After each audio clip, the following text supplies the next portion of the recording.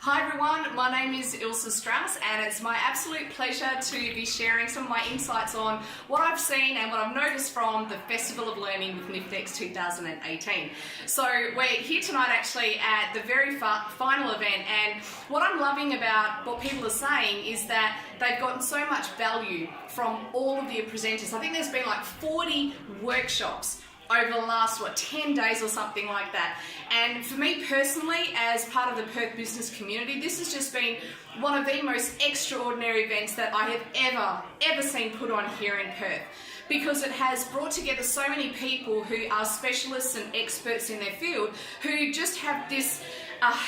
sense of community and this desire to serve and support everyone who is here in Perth. And for the people who turned up to these workshops, who just have this hunger to learn, this hunger to grow, they are just outstandingly impressed with what has happened here over the last couple of weeks' time. So if you're a Perth business owner and you didn't get the chance to come and join us at the Festival of Learning in this last 2 weeks, then please make sure that you stay connected with Nifnex and that you're here for the Festival of Learning 2019. We'll see you there.